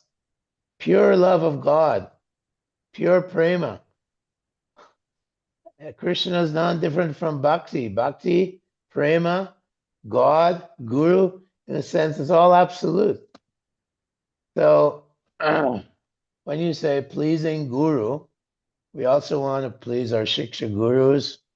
Shiksha guru could be a neophyte devotee who's very humble, washing pots in the kitchen. And we think, wow, I've always been, thinking I'll just sit down and receive prasadam. Why don't I get up and serve prasadam to the new devotees? Like this, keeping the mind in a humble state is very important because that's what Bhakti Devi likes to see. And she'll manifest within our hearts. So I hope that helps. I mean, I try to show gratitude to devotees who I associate with, and I see them.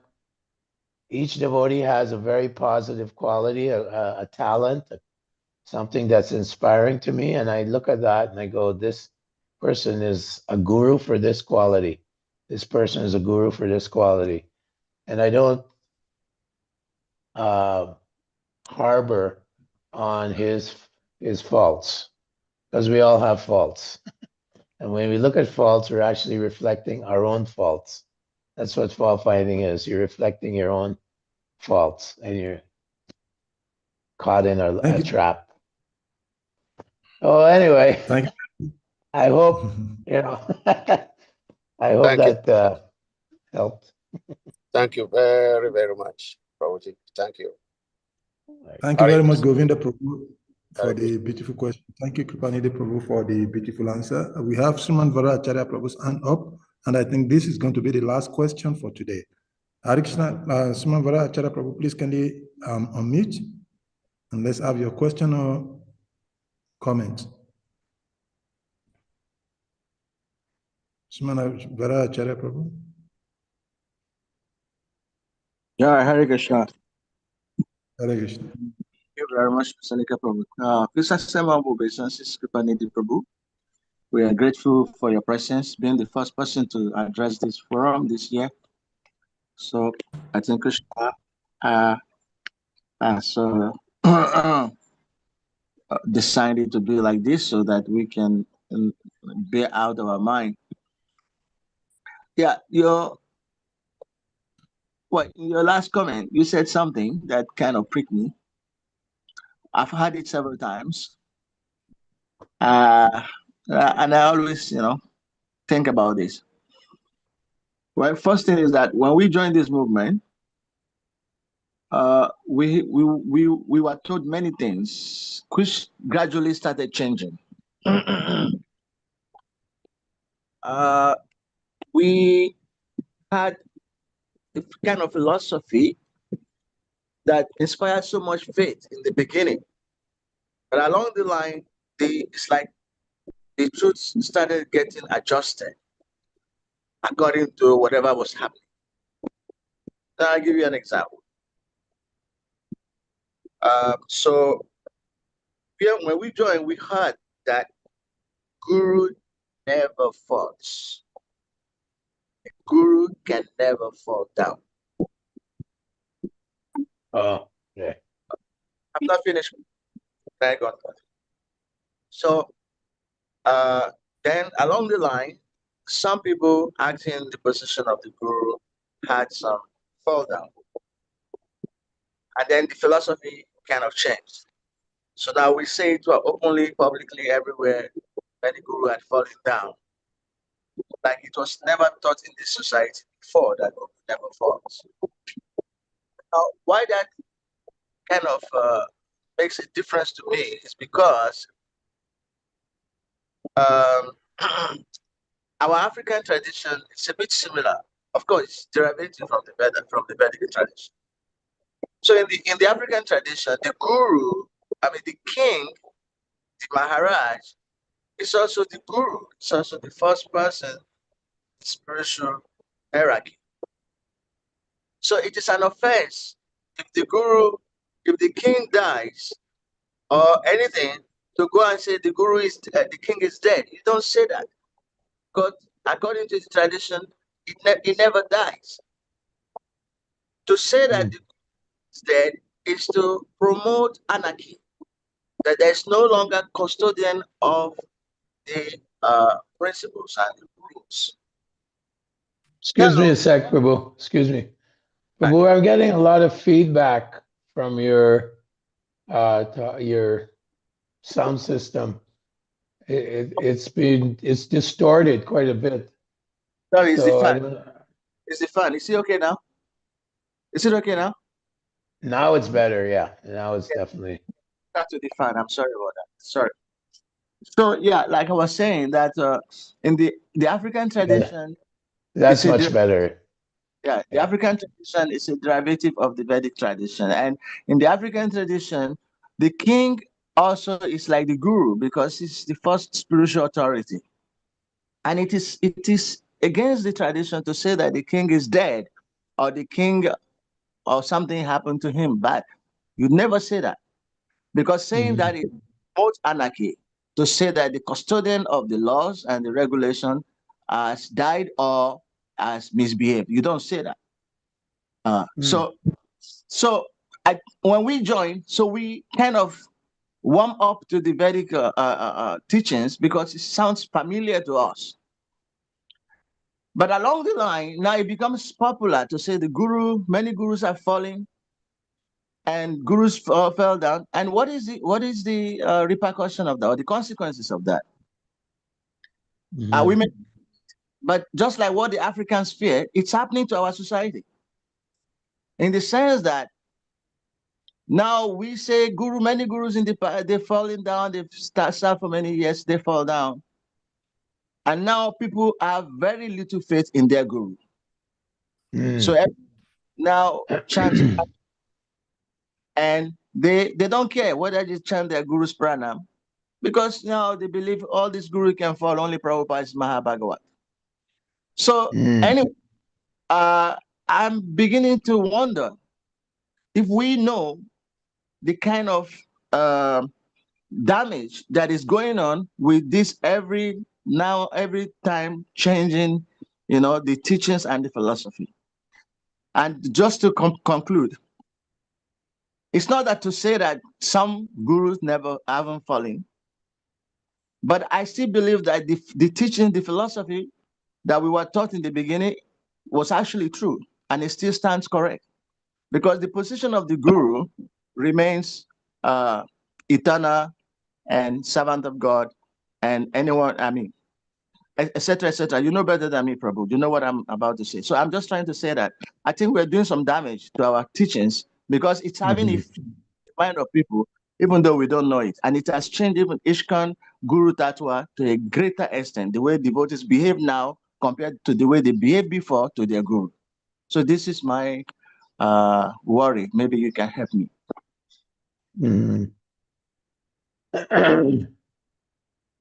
Well, in the fifth canto, there's the verse, Guru nasasyat svajano nasasyat, pita nasasyat, janani nasasyat, davam nasasyat napatisha sasyan, namochiyadya sumupecha mityum. So in this verse, and throughout the Bhagavatam, it's describing that sometimes the guru becomes unqualified. In this verse, not only the guru, the father, Krishna says in the 17th chapter that the parents should be worshipped. That is called austerity in the mode of goodness. worship of God, worship of parents, worship of guru, and so on. There's a verse like that. So if the guru who is giving diksha falls down, we can pray for that person and give compassion. But we can't close our minds to the fact that one takes the vows, 4 regulative principles, and in front of the deity, in front of the fire. And if one takes the responsibility of giving initiation, one has to be very exemplary and very careful. Srila Prabhupada was in the situation, I was in the room when this discussion came up in Vrindavan. Prabhupada was leaving his body. And then the day after Prabhupada left his body, I was in the room with the GBCs and so on. And Prabhupada just had to continue on the Parampara system. So he gave 11 names, which we know, those devotees, Hamsaduta, Bhagawan, Hridayananda Maharaj, Bhavananda Maharaj, Jaipataka, all these different personalities, Jaitirtha, who were running the movement. And they had difficulties.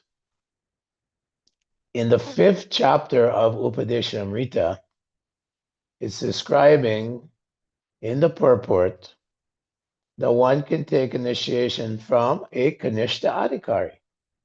Now it's described that a Kanishta Adhikari, he sees only the deity in the temple. He doesn't see the Lord in everyone's heart. He is on the Prakrita platform. Although he is a 3rd-class devotee, he can initiate. There it says one can take initiation, but one should know that he can't make a lot of spiritual advancement. That's there in the Upadeshamrita. I believe it's the 5th chapter, but it's in there. I believe it's the 5th chapter, 5th one.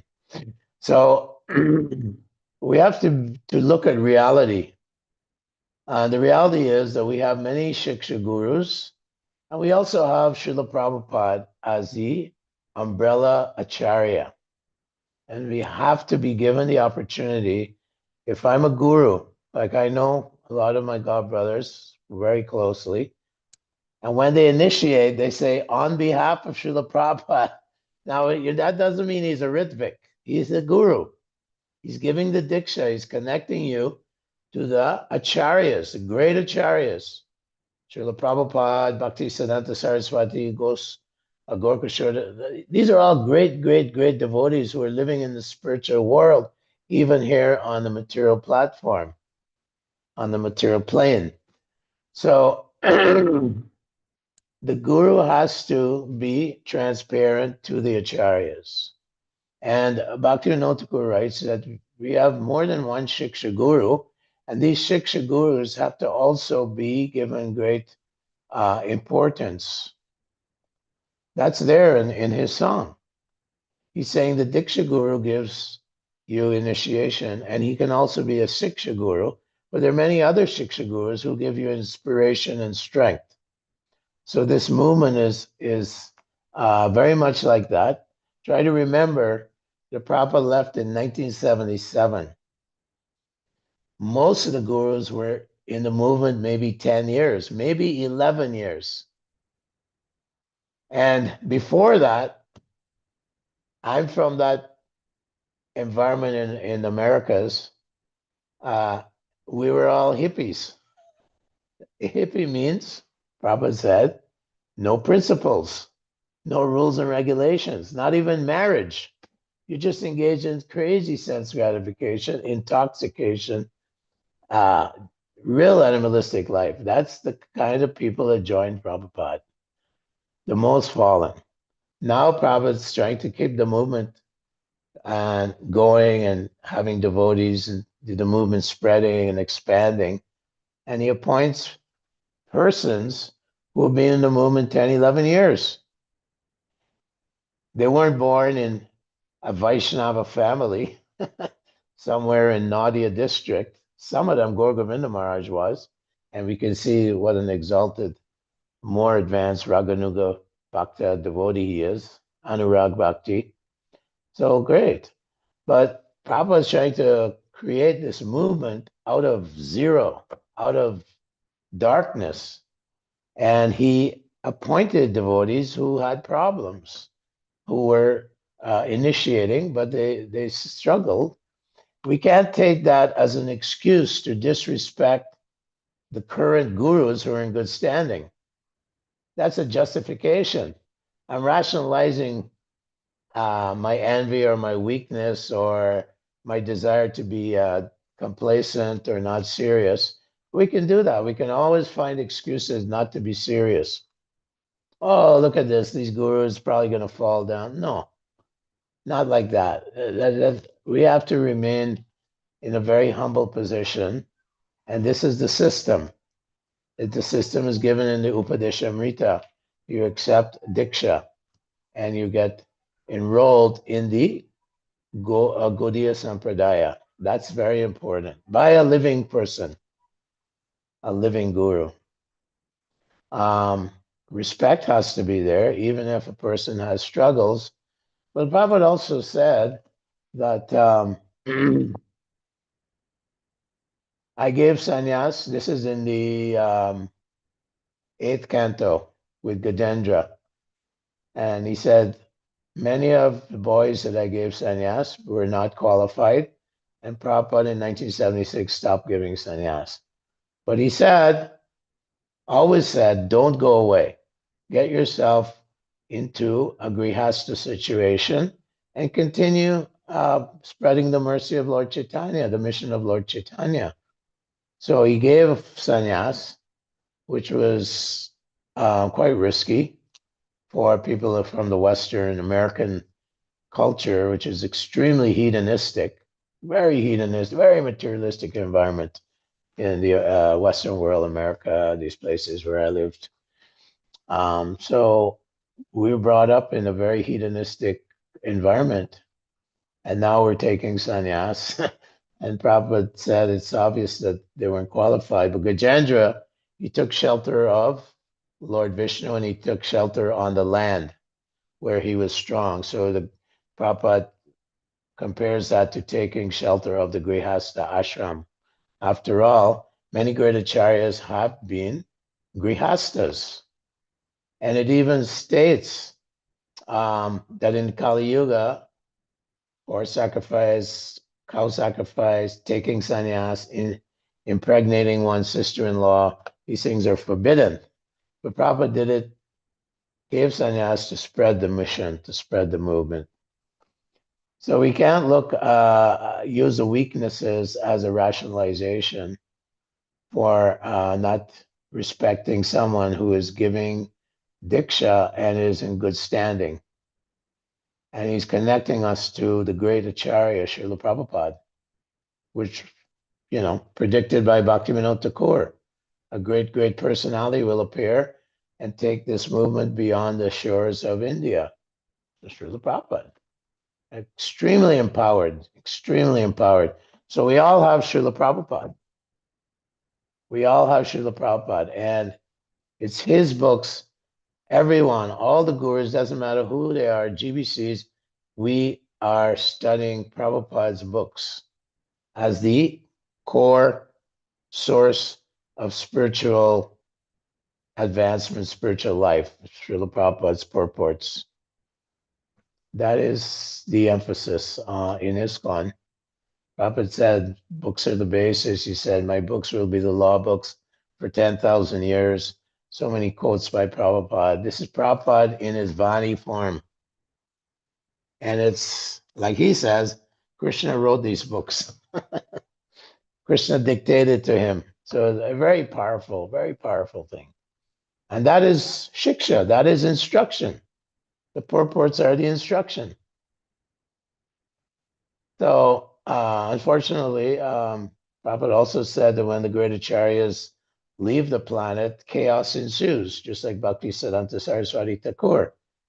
After he left, he was very disappointed with the direction that his followers were taking. The Gaudiya Math were fighting over properties and this and that, and who's the next acharya. We know the history. So these things are to be expected when the great acharyas disappear from our view, that there'll be some, some problems, some chaos, but we have to keep going. We have to put our deep faith in the great acharya, Srila Prabhupada. He said, ISKCON is my body, not different from me. He created it. He says, the BBT is my heartbeat, and the books are my blood flow, my circulation. Books are the basis. Preaching is the essence. Utility is the principle. And one more. Purity is the force. So the mind can give us all kinds of different off-track opportunities to go off track. And people will, oh, well, I don't respect gurus, they're going to fall down. You don't know that. We don't know what Lord Chaitanya's plan is. No one expected that Srila Prabhupada, Abai Babu, who was a householder and a pharmacist running a pharmacy, will become the great acharya. So many of Bhaktisiddhanta's disciples were, staunch sannyasis, were sent to Europe, sent to England, did nothing. We don't know who Krishna is going to empower. We can't think that we know what tomorrow brings in the Hare Krishna movement. We cannot predict that.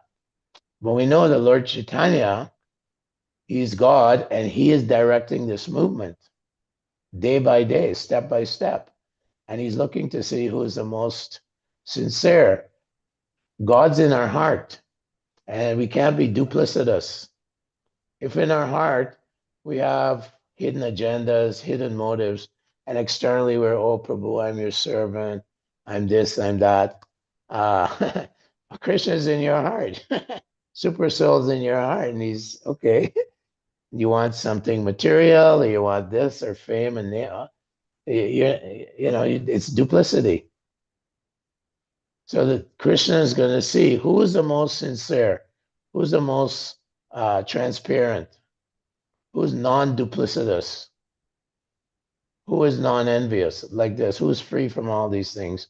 That's the person that Srila Prabhupada was. And Bhaktisiddhanta said, don't bother him. He'll do everything in due course of time. Prabhupada said, Bhaktisiddhanta said that about Srila Prabhupada, a householder, who was, not one of the big, lieutenants of Bhaktisiddhanta. So we don't know what the plan is, but we know that Lord Chaitanya has predicted that the Sankirtan movement will spread like wildfire all over the world for 10,000 years. That we know. We know that. That's God himself came here, not his prophet, not his Messiah. The Supreme Personality of Godhead came here 500 plus years ago himself. And he's empowering different people, different personalities to spread his mission. And we can't tell we can't assume that we know how it's going to do, what's going to happen, how it's going to spread. So we just have to keep our mind under control. Thank you so much, KRIPANIDHI Prabhu. What a beautiful way to round up this class. Books are the basis. No one knows Lord Chaitanya Mahaprabhu's plan. This is powerful. And I want to take this away as we round up this Bhagavatam class today. Thank you very much for giving us a wonderful memory and lessons on the very first day of the year 2026.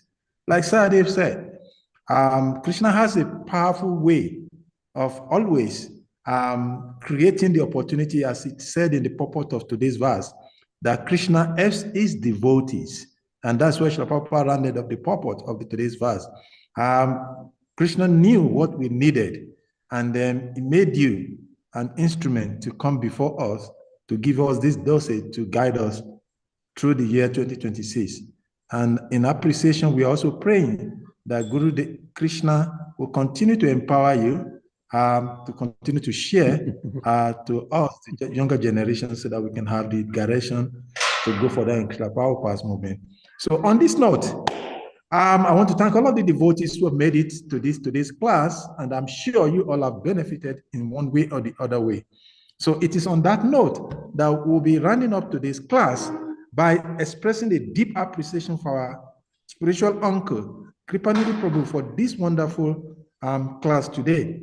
I will request all of the devotees in our usual start to kindly unmute themselves and let us loudly chant a powerful Hare Krishna mantra to express appreciation to KRIPANIDHI Prabhu. Hare Krishna, Hare Krishna, Hare Krishna, Krishna, Hare Rama, Hare Rama, Rama Rama, Hare Hare. Panchakarta Rubhya, Kripa Sindhu,